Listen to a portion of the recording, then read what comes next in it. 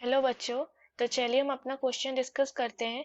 यहाँ पे गिवन है the system of equations 1 plus lambda x1 x2 1 plus lambda x1 plus x2 plus x3 is equal to 1 x1 plus 1 plus lambda x2 plus x3 is equal to lambda x1 plus x2 plus 1 plus lambda x3 is equal to lambda square. Option A है is inconsistent if lambda is equal to 0 or lambda is equal to -3. B has a unique solution if lambda multiplied by lambda plus 3 is not equal to 3. Option C है has infinite number of solutions for lambda is equal to -3 और option D है has infinite number of solutions for lambda is equal to 0. अब यहाँ पे हमारा की concept है,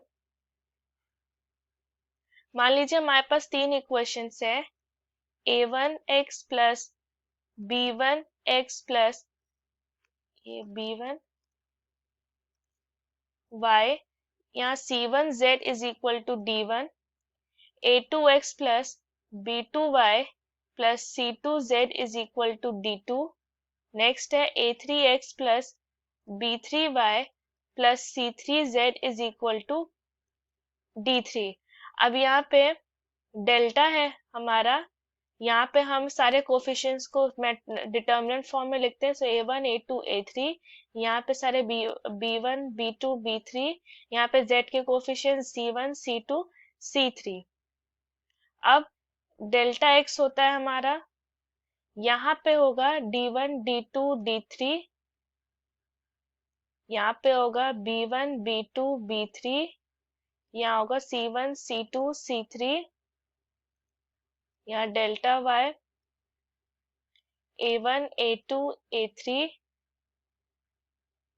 d1 d2 d3 c1 c2 c3।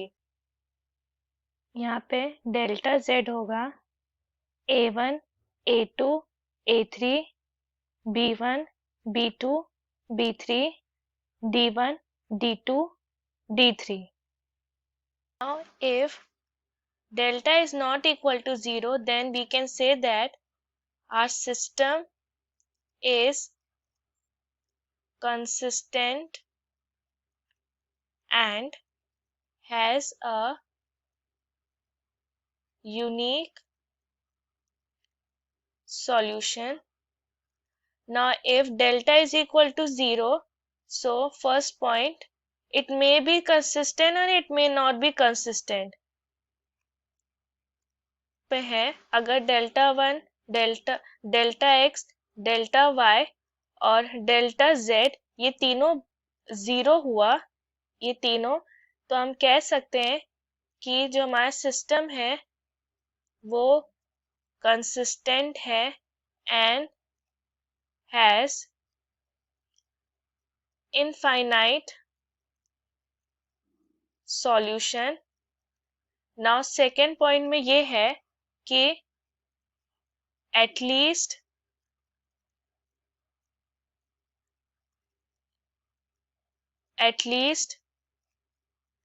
one of delta x delta y delta z is not 0। सो हम कह सकते सिस्टम हमारा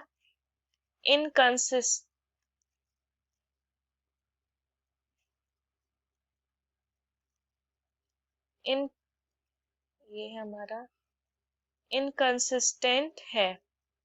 यहाँ पे हमारा इक्वेशन है, system of equation 1 plus lambda x1 plus x2 plus x3 is equal to 1, x1 plus 1 plus lambda x2 plus x3 is equal to lambda, x1 plus x2 plus 1 plus lambda x3 is equal to lambda square. अब यहाँ पे वही determinant लिखते हैं। सो ये हो जाएगा 1 plus lambda 1 1, यहाँ 1, ये 1 प्लस लैम्डा, ये 1 ये 1 ये 1 ये 1 प्लस लैम्डा। अब हम इस डिटर्मिनेंट को सॉल्व करते हैं। सो डिटर्मिनेंट को सॉल्व करने के लिए delta is equal to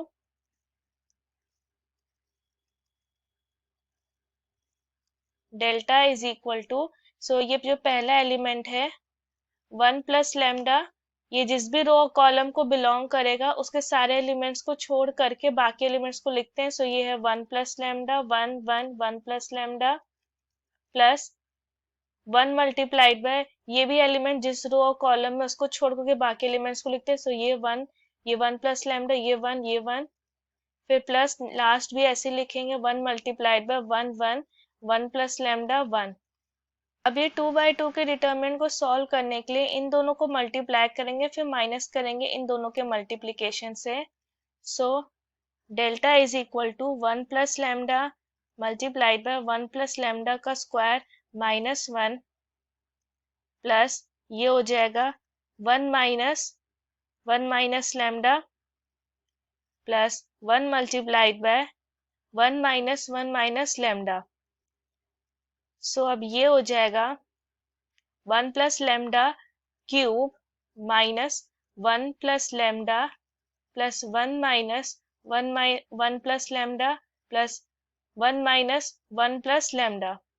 so ये हो जाएगा अब 1 प्लस लैम्डा का cube minus 3 1 plus lambda plus 2। ये है हमारा वैल्यूज, खोल लेते हैं। सो यहाँ पे ये हो जाएगा 1 cube plus lambda cube plus 3 multiplied by 1 square plus lambda plus 3 multiplied by 1 plus lambda square. ये होता है 1 प्लस a प्लस b का whole cube minus 3 lambda plus 2। So ये होगा 1 plus lambda cube plus 3 lambda plus 3 lambda square. ये होगा minus 3 lambda और ये होगा माइनस 1। ये टर्म कैंसिल, ये टर्म कैंसिल। एंड में बचा हमारे पास lambda cube plus 3 lambda square. So इसे हम लिख सकते हैं lambda square multiplied by lambda plus 3। So ये है कि if determinant is equal to 0 then हम कह सकते हैं कि lambda square multiplied by lambda plus 3 is equal to 0 which implies that lambda is equal to minus 3 और लैम्डा इज इक्वल टू 0। ये हमारा एक आ गया, इसे हम इक्वेशन नंबर 1 सपोज करते हैं। अब यहाँ पे एक चीज और है, ये तो हो गया हमारा।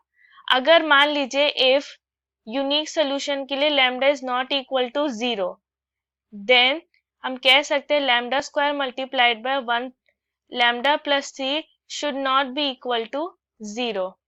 अब यहाँ पे हम डेल्टा एक्स फाइन लिखें तो ये होगा 1 lambda square 1 1 plus lambda 1 1 1 1 plus lambda. वहीं पर डेल्टा वाई है हमारा, ये है 1, ये होगा 1 प्लस लैम्डा 1 1, ये होगा 1 लैम्डा स्क्वायर 1 1 1 प्लस लैम्डा। और वहीं पर डेल्टा जेड ये हो जाएगा 1, ये होगा 1 प्लस लैम्डा 1 1 1 1 प्लस लैम्डा 1 1 1, ये यहाँ लैम्डा स्क्वायर। सो इन तीनों की अगर हम वही डिटर्मिनेंट सॉल्व करके वैल्यू फाइंड करें, सो यहाँ पे जो है हमारा डेल्टा एक्स हमें मिलेगा, डेल्टा एक्स होगा हमारा lambda multiplied by 2 minus lambda square. Delta y है हमारा यहाँ पर lambda multiplied by 2 lambda minus 1 और डेल्टा जेड है यहाँ पर हम अगर फाइंड करें सो होगा lambda multiplied by lambda cube plus 2 lambda square plus lambda minus 1। सो अगर हम देखें इन तीनों को अगर हम 0 पुट करें, हम इन तीनों की वैल्यू 0 पुट करें, सो यहाँ पे लैम्डा इज इक्वल टू 0 इन तीनों में कॉमन आ रहा है। सो हम ये वाला देखें टर्म, यहाँ पे देखें हम इधर, सो हम कह सकते हैं at delta is equal to 0 system is infinite. System हमारा इनफाइनाइट, सोल्यूशन हमें इनफाइनाइट सोल्यूशन मिल रहा है और ये कंसिस्टेंट है, हमें कंसिस्टेंट सोल्यूशन भी मिल रहा है, consistent. For unique solution lambda square multiplied by lambda plus 3 is not equal to 0 और यहाँ पर है हमारे सेकेंड ऑप्शन में कि lambda multiplied by lambda plus 3 should not be equal to 0 तो दोनों मैच नहीं करता तो इससे कैंसिल आउट करेंगे इधर lambda is equal to 3 में सिस्टम कंसिस्टेंट है तो इसे भी डिस्कार्ड करेंगे ये भी ऑप्शन डिस्कार्ड तो हमारा ऑप्शन डी हमारा मैच कर रहा है तो ऑप्शन डी हमारा करेक्ट आंसर हुआ I hope the concept is clear thank you